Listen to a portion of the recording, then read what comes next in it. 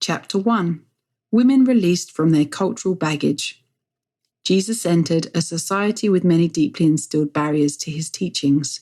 He shocked his audiences with declarations of his messiahship. See Luke 4:21-28. Equally as shocking, he appreciated and validated women and children.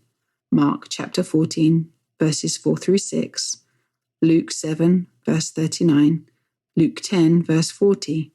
As decisively as he cleansed the temple, Jesus attacked the cultural falsehoods that surrounded practices to family life in his time. He tore down false practices and notions regarding women, children, and family relationships. He denounced centuries of harmful traditions that destroyed marital partnerships and led to misogyny. The four Gospels describe Jesus refusing to follow the traditional social barricades that impeded relationships between men and women. As we read, the Lord speaks to women. John 4, verses 7-27, encourages their education. Luke 10, 39-42, heals them. See Mark 7, verses 25-29. Asks them to speak out as witnesses. Matthew 28, 5-10. Touches them. Mark 5, 30-34. Matthew 28, 9. And teaches the eternal nature of their marriage relationships. Matthew 5, 3-11. John 17, 21. Ephesians 5, verses 25 and 31. In contrast to the Pharisaic culture and practice for the time, Jesus' interactions with women were offensive. Luke 7, 39, John 4, 27.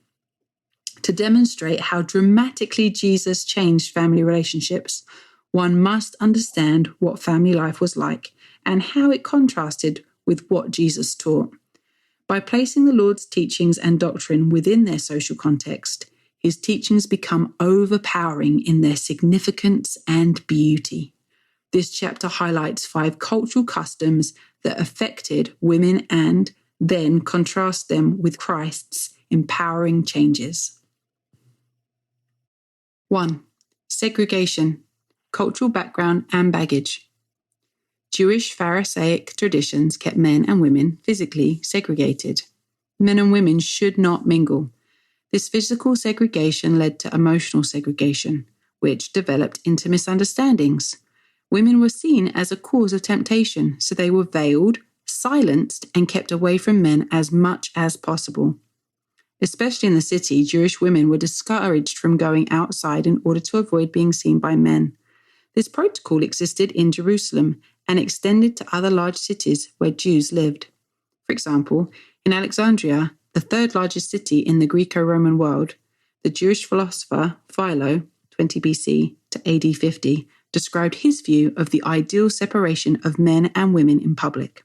Marketplaces and council halls, law courts and gatherings, and meetings where a large number of people are assembled, and open-air life with full scope for discussion and action.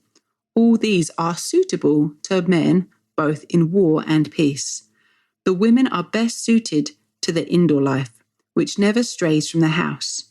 A woman, then, should not be a busybody, meddling with matters outside her household concerns, but should seek a life of seclusion. This view of segregated women was accepted for centuries as a social norm at the time of the New Testament. A more relaxed attitude about gender separation existed outside of the cities. Although most girls and women remained at home, as one historian described it, confined at home as in a prison. The segregation continued inside wealthy Pharisee and Sadducee homes, with separate quarters exclusive to members of their gender. Shortly before and during the time of the New Testament, when these traditions were heavily entrenched in Jerusalem and beyond, contemporaries described segregated living spaces where women were always kept in seclusion and did not even appear at the house door.